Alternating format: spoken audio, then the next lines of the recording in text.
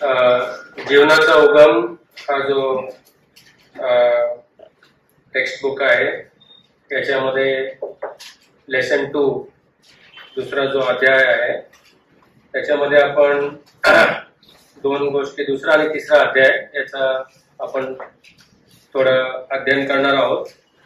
आणि याच्यामध्ये दोन गोष्टी आहेत. एक तर एक सार्वजनिक, एक पब्लिक मिरेकल, सार्वजनिक चमत्कार प्रभूने दाखवलेला आहे.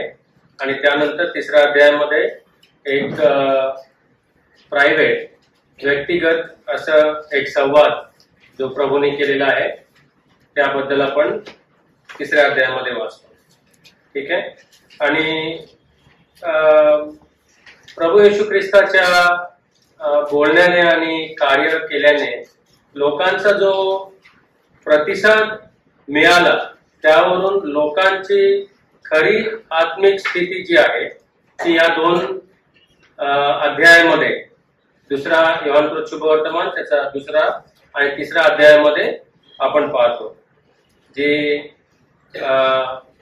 चमत्कार केला त्याच्याद्वारे लोकांच्या जीवनामध्ये काय बदल घडला आणि एकांतामध्ये प्रभूने ज्या व्यक्तीबद्दल बरोबर बोलला त्याबद्दल त्याच्या जीवनामध्ये काय फरक घडला याबद्दल आपण इकडे पाहतो. काही जणांनी प्रभू येशू ख्रिस्ताला जो येणारा मसीहा आहे ते म्हणून ओळखले. काही जणांनी त्याच्यावरती तात्पुरता विश्वास ठेवला. तिथल्या तिथे जो चमत्कार पाहिला तिथल्या तिथे तेवढाच विश्वास ठेवला आणि ते तात्पुरते आकर्षित झाले. काहींनी त्याला कम्प्लीट रिजेक्शन, एकदम विरोध केला. कारण प्रभू येशू ख्रिस्ताने त्यांच्या मर्मावरती बोट ठेवला. त्यांचं जे धार्मिक काम करत होते, त्यांचं जे प्रथा होते त्या गोष्टींना त्यांनी प्रभू येशू ख्रिस्ताने चॅलेंज केलं, आवाहन केलं. म्हणून त्या लोकांनी विरोध केला. हे 2000 वर्षापूर्वी घडलेली गोष्ट आहे. पण हे जी प्रतिक्रिया आहेत हे आता 2000 वर्षानंतर देखील अशीच प्रतिक्रिया आपल्याला बघायला मिळतात. काही लोक खऱ्या अर्थाने प्रभू येशू ख्रिस्ताला स्वीकार करतात, काही लोक तात्पुरतं आकर्षण, तात्पुरतं विश्वास, काही लोकांचा खुला विरोध आहे. कारण प्रभू येशू ख्रिस्त त्यांच्या धार्मिक रीतिरिवाज, त्यांचा जो मूळ विश्वास आहे, त्यांचं पार्श्वभूमी आहे त्या गोष्टींवरती प्रभू येशू ख्रिस्त चॅलेंज करतो, आव्हान देतो. आणि ह्या दोन अध्यायांमध्ये आपण अशा प्रकारे प्रभू येशू ख्रिस्त स्वतःला प्रगट करत आहे आणि लोकांचा जो प्रतिसाद आहे, लोकांचा जो रिॲक्शन आहे त्याच्यावरून आपल्याला त्यांचं आत्मिक स्थिती समजून येतं. आपण दुसरा अध्याय पहिली 11 वचनं वाचूया. योहान शुभवर्तमान दुसरा अध्याय आणि पहिले 11 वचनं. योहान शुभवर्तमान दुसरा अध्याय 1 ते 11 वचनं. कानायातील लग्न. नंतर तिसऱ्या दिवशी आणि त्याच्या शिष्याने त्याच्यावर विश्वास ठेवला. धन्यवाद ब्रदर. तर आपण पाहतो की हा पहिला चमत्कार आहे जो योहानाने, आणि जर आपण नोटीस केलं तर सुवार्ता, जे 4 सुवार्ता आहेत त्याच्यामध्ये फक्त योहानानेच या चमत्काराचा नोंद केलेली आहे. ठीक आहे. आणि आपण पाहतो फार महत्वाची गोष्ट ही आहे की 11व्या वचनामध्ये आपण वाचतो की त्याने हा चिन्ह जो दाखवला, पहिला चिन्ह जो दाखवला त्याद्वारे त्यांनी आपलं गौरव प्रगट केले. ही मॅनिफेस्टेड हिज ग्लोरी. ठीक आहे. तर उद्देश काय आहे बरं? चमत्कार दाखवण्याचा उद्देश काय आहे? चमत्कार दाखवण्याचा उद्देश हा होता की त्याने परमेश्वराचं गौरव दाखवावं. ठीक आहे. He has to manifest his glory by doing that, by showing that sign. ठीक आहे. ते चिन्ह दाखवल्याने प्रभू येशू ख्रिस्ताने ह्या चमत्काराद्वारे आपलं सामर्थ्य दाखवलंय. कसलं सामर्थ्य दाखवलंय? निर्मिती करण्याचं सामर्थ्य दाखवलंय. त्यांनी काहीतरी तिकडे निर्माण केलं. काय निर्माण केलं? द्राक्षरस निर्माण केलं त्यांनी रसनाचा पावडर आणून पाणी टाकून ढवळून त्यांनी बनवलं नाही. त्यांनी निर्मिती दाखवली. निर्मिती. ठीक आहे. त्यांनी जादू देखील केलं नाही. अब्राकडाब्रा म्हणून नाही केलं. त्यांनी एक असं प्रदर्शन दाखवलं जो फक्त देव करू शकतो. आता एका ठिकाणी मी जेव्हा या विषयाबद्दल बोलत होतो त्यावेळेला मी हा प्रश्न विचारला की द्राक्षरस ऍक्च्युली कसं बनतं किंवा द्राक्षरस ऍक्च्युली कोण बनवतं? माहिती आहे का? द्राक्षरस कसा बनतो? द्राक्षापासून बनतो है ना. द्राक्षापासून बनतो. द्राक्ष कशापासून बनतात?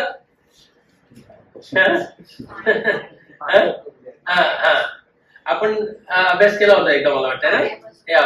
द्राक्षरस ऍक्च्युली पाण्यापासूनच बनतात. परमेश्वर पाऊस पडतो, पावसाचं पाणी जमिनीत जातं, मग त्या मुळाद्वारे वेलीमध्ये येतं पाणी, मग ते त्या फळामध्ये येतं, मग ते फळामध्ये ते पाणी गेल्यानंतर द्राक्ष तयार होतं. मग आपण द्राक्ष घेतो, आपण त्याला क्रश करतो, त्याच्यामधून जे ज्यूस निघतं ते काय? द्राक्षरस आहे. तर हे प्रक्रिया होण्यासाठी म्हणजे पाऊस पडण्यापासून ते ज्यूस बनण्यापर्यंत किती कालावधी लागला? जवळपास 6 महिने लागले. पाऊस कोणी पाडला? परमेश्वरानेच पाडला. Okay. So it is God who makes juice anyways. He can take 6 months. तो 6 महिने घेऊ शकतो किंवा ते कमी करून एका क्षणात पण बनवू शकतो. सो ही शोईंग, तो दाखवतो की निर्माण करणारा कोण आहे? मी आहे. I am the one who is creating wine any which ways. I will take 6 months. मी 6 महिने लावू शकतो किंवा माझी इच्छा आहे मी इन्स्टंटली पण बनवू शकतो. Because I make it out of water. पाण्याद्वारेच मी द्राक्षरस बनवतो, तर तसंच मी तुम्हाला बनवून दाखवतो इन्स्टंटली. सो ही त्याची निर्मिती करण्याचं जी प्रक्रिया आहे त्यामधून त्यांनी आपलं गौरव प्रगट केलं. जे बघणारे आहेत त्यांनी त्याचं काय पाहिलं? गौरव पाहिलं. प्रभू येशू ख्रिस्ताने प्रत्येक चमत्कार करण्यामागचं उद्देश हेच होता की जे कोणी चमत्कार बघतायत त्यामधून त्यांना काहीतरी परमेश्वराबद्दल माहिती प्राप्त व्हावी. त्याला टाळ्या नको होत. अरे वा छान मस्त टाळ्या वाजवा नाही. तुम्हाला माहिती मिळाली का मी काय केलं त्याच्याद्वारे? That was his purpose. त्याचा उद्देश हे होता की त्यांना माहिती मिळावी. आणि माहिती आपण मगाशी म्हटलं की चिन्ह आपल्याला काय देतात? माहिती देतात. नाही, रस्त्यावरती एखादं चिन्ह असेल तर ती आपल्याला माहिती देतात नाही का? चिन्ह असतात ना. लेडीज टॉयलेट, जेंट्स टॉयलेट चिन्ह असतात. नसतील तर काय होणार? प्रॉब्लेम होणार. म्हणून चिन्ह आपल्याला माहिती देतात की this is the right place, this is the wrong place. Okay. तर चिन्ह हे फार महत्वाचे आहे. म्हणून योहानाने 7 चिन्ह आपल्यासाठी त्याच्या शुभवर्तमानामध्ये त्यांनी नमूद करून ठेवले. का? तर आपल्याला काय माहिती मिळावी की हा व्यक्ती जो करतोय तो कोण आहे? हु इज ही. ओके. आणि जर आपण यहुदी लग्नामध्ये गेलो आणि त्यांच्या परंपरेबद्दल अभ्यास केला तर यहुदी लग्नामध्ये जर द्राक्षरस संपलं तर त्या परिवाराचं नाव खराब मातीत मिळतात. ओके. ते म्हणजे आपल्या लग्नांमध्ये आपण एकमेकांसाठी काही नाही केलं तर आपण वर्षभर त्यांना टोचतो, पण हे तिकडे असं नव्हतं. द्राक्षरस संपलं म्हणजे अगदी ते त्यांच्या इतिहासामध्ये लिहून ठेवणार की याच्या लग्नामध्ये द्राक्षरस संपलं. फार फार गंभीर बाब होते ती. Very serious problem. आणि तिकडे आपण पाहतो की त्याच्या आईने त्याला सांगितलं नाही द्राक्षरस संपलाय म्हणून. प्रभूने आपण पाहतो की तिकडे तिचा विरोध केलाय. ओके. त्यांनी विरोध काय बरं केला? कारण त्याचं वेळ आला नव्हता. ओके. आणि दुसरी गोष्ट म्हणजे मी माझ्या आईच्या बोलण्यावर चालत नाही, मी माझ्या पित्याच्या बोलण्यावर चालतो. That is what he was presenting. आपल्याला कित्येक वेळेला असं वाटत असेल की प्रभू येशू ख्रिस्ताने जे मरियेला म्हटलं ते रागाने म्हटलं असेल किंवा विरोधाने बोलला असेल किंवा हर्टफुल बोलला असेल, तसं नाहीये. तो फक्त तिला म्हटलं what do I have to do now, it's not right now woman, it's not my time. That is ते ऍक्च्युली त्याला प्रस्तुत करायचं होतं. आणि त्याला हे दाखवायचं होतं की मी इकडे लोकांची इच्छा पूर्ण करण्यासाठी आलेलो नाहीये, पण मी माझ्या पित्याची, देवाची इच्छा पूर्ण करण्यासाठी आलेलो आहे. आणि तो त्याला माहिती होतं की मसीहा म्हणून प्रगट होण्याची वेळ अजून आलेली नव्हती. जेव्हा वेळ येईल, प्रभूचं एक टाइम टेबल होतं आणि त्या टाइम टेबल नुसार तो चालत होता. ते टाइम टेबल नुसार ती वेळ आलेली नव्हती. पण आपण तिकडे पाहतो की मरिया जी आहे ती एक फार सुंदर वाक्य म्हणते. ते वाक्य बायबलमध्ये अंडरलाईन करा किंवा रंगवून ठेवा आणि तोंडपाठ करून ठेवा. नेहमी नेहमी रोज सकाळी उठलं की हे वाक्य बोला, मंत्रासारखं पाहिजे तर, पण हे वाक्य विसरू नका. ते वाक्य ती काय म्हटली माहितीये? ती म्हटली, हा तुम्हाला जे काही सांगेल ते करा. ऐकच नाही, ते करा म्हटलं. You do whatsoever he saith unto you, you do. Mummy daddy जे सांगतात, ब्रदर जे सांगतात, राईट, हे सगळं दुय्यम आहे. प्रभू येशू ख्रिस्त जे सांगतो ते जेव्हा आपण करतो तेव्हा आपण चुकणार का?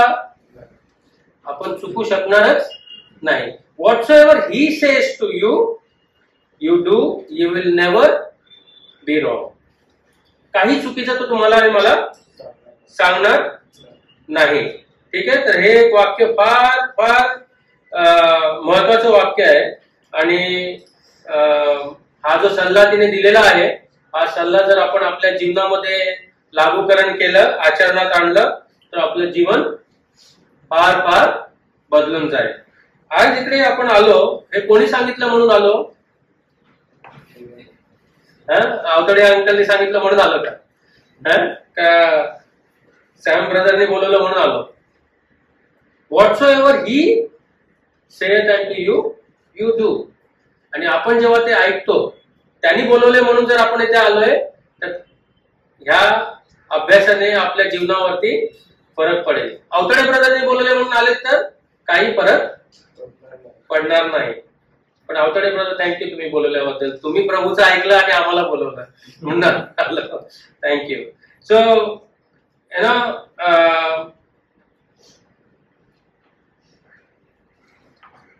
या चमत्कारामध्ये एक गोष्ट जर आपण पाहिली असेल तर ती ही आहे की सेवकांची काय प्रतिक्रिया आहे ना, ती आपल्याला योहानाने लिहून ठेवलेली नाहीये.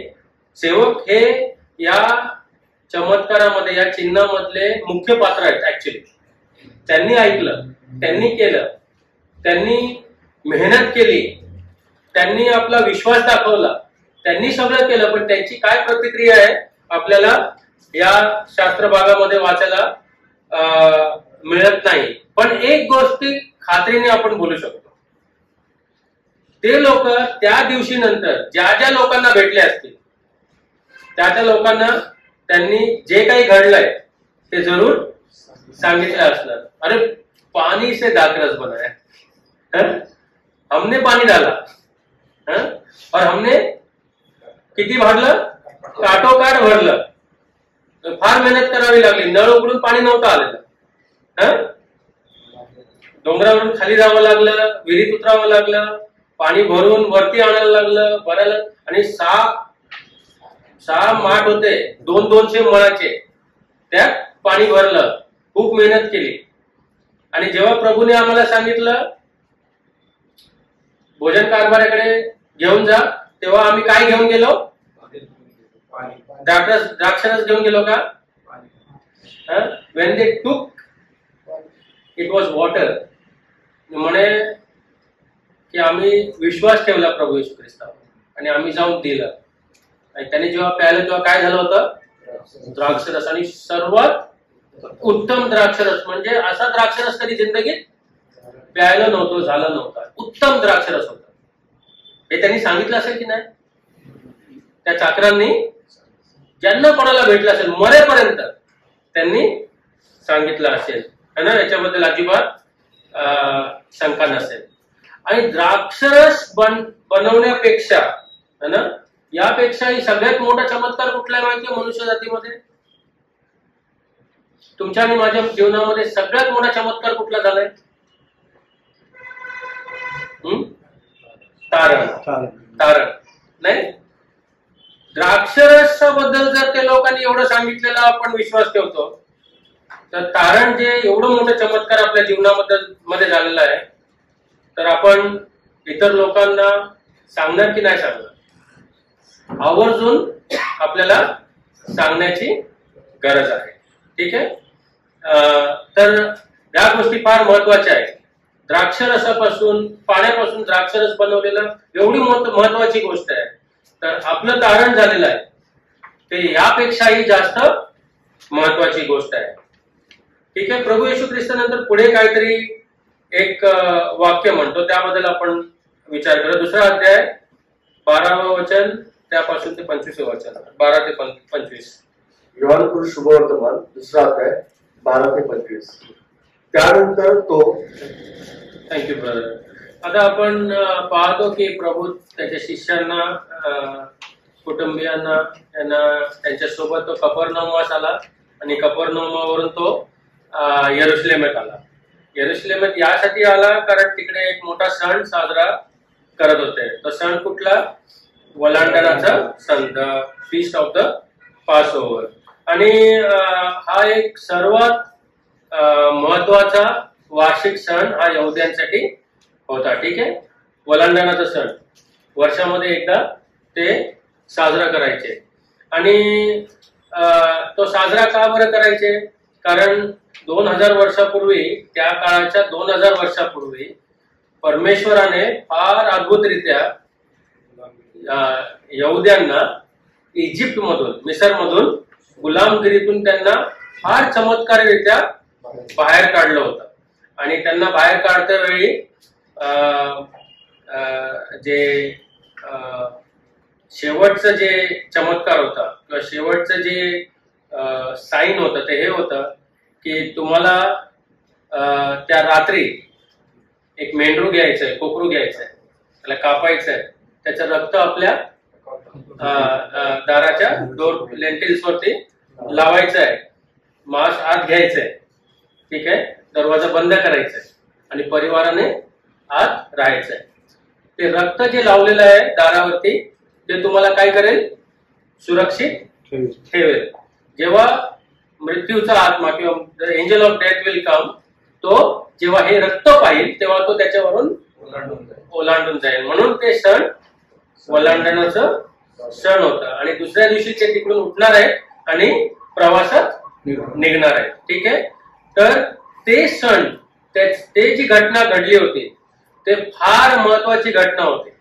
कारण ज्यांच्या ज्यांच्या घरावरती तो रक्ताचा शिरकाव नव्हता लावलेलं नव्हतं तिकडे तिकडे मृत्यू आहे ठीक आहे आणि त्या मृत्यूपासून वाचवलेलं जे रक्ताचं चिन्ह आहे किंवा जो कोकरू आहे त्याचं आठवण करून ते लोक दरवर्षी हा सण साजरा करत होते हा फार महत्वाचा वार्षिक सण होता आणि त्या सणासाठी प्रभू येशू ख्रिस्त देखील एक यहुदी असल्या कारणाने त्याची जिम्मेदारी होती की त्यांनी त्या वार्षिक सणाला जायला पाहिजे आणि ते त्या वार्षिक सणाला गेले आणि या सणाच्या वेळेला जवळपास कधी कधी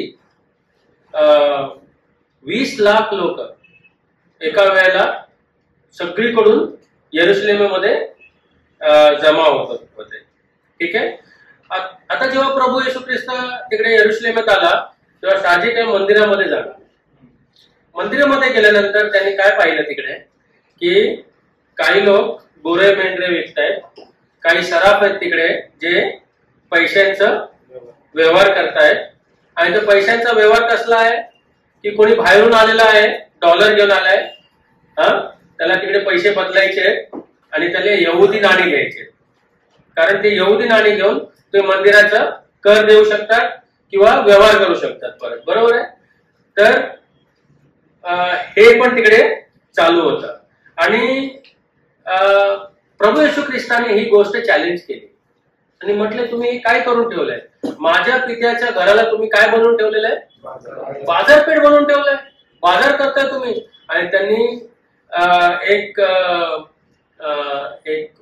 होली अँगर म्हणतात त्याला, पवित्र असं राग त्याच्यामध्ये आला आणि त्यांना सगळ्यांना तिकडून हुसकावून लावलं, त्यांना म्हटलं तुम्ही माझ्या पित्याच्या घराला बाजारपेठ बनवलंय आणि भ्रष्ट करून टाकलेलं, तुम्हाला हे शोभत नाहीये. त्यांना सगळ्यांना तिकडून त्यांनी हुसकावून लावलं.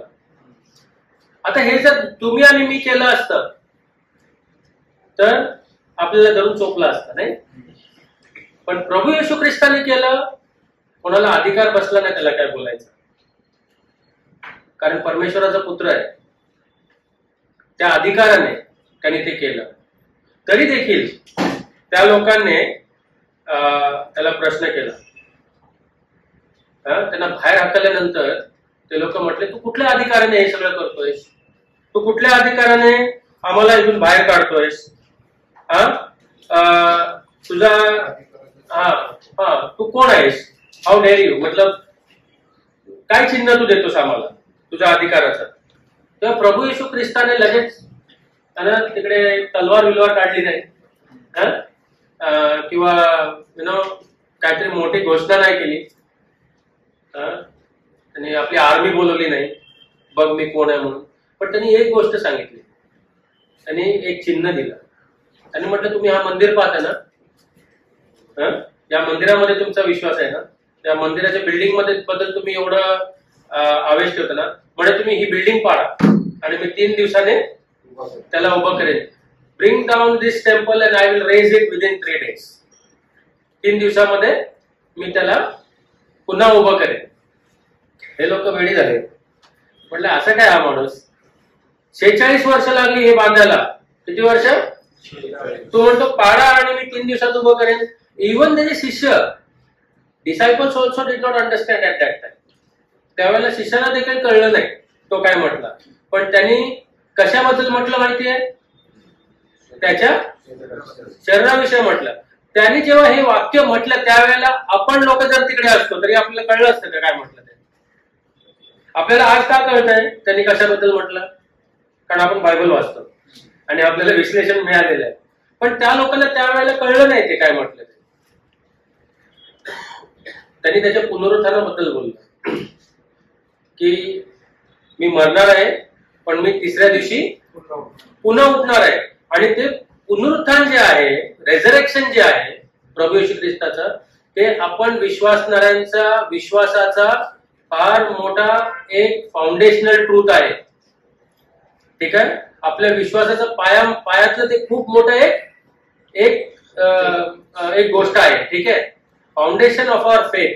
जर प्रभू येशू ख्रिस्त मरण पावला आणि जर तो 3ऱ्या दिवशी उठला नसता तर आपला विश्वास काय निरर्थक आहे, काही त्याला अर्थ बसत नाही.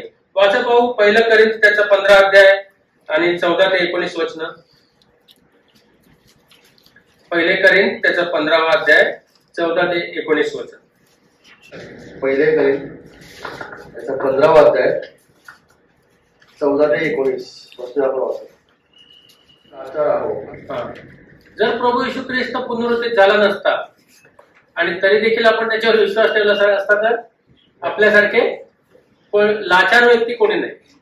ठीक आहे, प्रभू येशू ख्रिस्ताचं पुनरुत्थान जे आहे ते आपल्या विश्वासाचं मूलभूत सत्य आहे. Very important. दुनिया हसणार या गोष्टीवर, पण तुम्हाला आणि मला माहिती आहे प्रभू येशू ख्रिस्त एकमात्र आहे जो मृत्यूमधून उठलेला आहे. पुनरुत्थान व जीवन मीच आहे, I am the resurrection and the life. आणि प्रभू येशू ख्रिस्ताने त्या लोकांना जेव्हा म्हटले मंदिर पाडा, मी ते 3 दिवसात त्याला उभं करेल, त्यांनी कशाबद्दल बोलला होता? आपल्या पुनरुत्थानाबद्दल बोलला होता. पुढे आपण असं वाचलं बघा, योहानाने प्रभू येशू ख्रिस्ताने येरुशलेममध्ये कुठलाच चमत्कार केलेल्याची नोंद दाखवत नाही. In Jerusalem we don't find any miracle that he has done which John has recorded. Okay? प्रभू येशू ख्रिस्ताने पाहिलं होतं ते धर्माने त्यांना एवढं वेळ केलं होतं की काही लोक खोटा विश्वास किंवा विश्वास करायचा ढोंग करत होते प्रभू येशू ख्रिस्तावर. हा युआर आमचा विश्वास आहे त्याच्यावर, त्याच्या मागे मागे येत होते. ते कुठल्या उद्देशाने येत होते हे प्रभू येशू ख्रिस्त चांगला ओळखत होता, चांगला ओळखत होता की हे लोक खऱ्या विश्वासाने किंवा खरी बांधिलकी दाखवत नाहीये, हे लोक ढोंग करत आहेत. आणि त्यांनी त्याला बरोबर माहिती होतं प्रभू येशू ख्रिस्ताला की यांच्या अंतःकरणात काय भरलेलं आहे, अविश्वास आहे, फक्त वरच्यावर हे लोक ढोंग करत आहेत. म्हणून प्रभू येशू ख्रिस्त त्यांना सरळ सरळ पाठ दाखवून निघून जाताना पाहतो आपण. तो त्यांच्यामध्ये राहत नाही, निघून जातो तिकडून. आपण